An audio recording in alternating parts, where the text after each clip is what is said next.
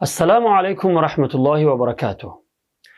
در بین مردم آوازه پخش شده است که گویا فلان داملا در خواب پیامبر خدا صلی الله علیه و سلم را دیده اند و ایشان به او فرمودند که در بین صحیفه های قرآن یک تار موی من است که هر کسی آن را در آب انداخته بنوشد از بیماری کرونا ویروس حفاظت می شود و هیچ بیماری به او نمی رسد. الکی بسیاری از برادران و خواهران به این آوازه باور کرده اند. حتی نوار ثبت کرده به مردم خوشخبر می دهند. برادران و خواهران عزیز، اینقدر زود باور نشوید. مسلمان زیرک و هوشیار می شود. این آوازه ها دروغی محض است.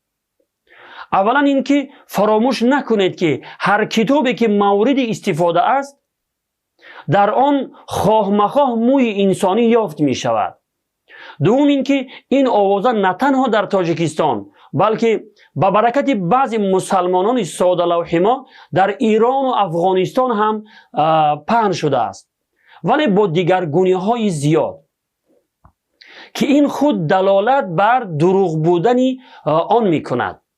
یکی می گوید یک زنی در ترکیه این خواب را دیده است، دیگری می گوید مولانا خیرشاهی این خواب را دیده است، اما در تاجیکستان می گویند این خواب را داملا حکمت الله دیده است.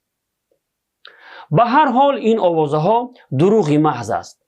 به این آوازه ها باور نکنید. فراموش نکنید هر بلا و مصیبتی که بر سر ما می آید به اذن و اراده و خواست الله متعال می باشد. خداوند در سوره تغابن می فرماید: استعیذ بالله ما اصاب من مصیبت الا باذن الله. هیچ مصیبت به انسان نمی رسد مگر به حکم و فرمان الله متعال. و اگر خدا نخواسته به این بیماری مبتلا شدیم هم این به سبب گناهانی است که خودی ما انجام می دهیم. الله متعال می فرماید: استعیذ بالله ما اصابکم من مصیبت فبما کسبت ایدیکم. یعنی هر بلا و مصیبتی که بر سر شما می آید به سبب گناهانی است که انجام داده اید.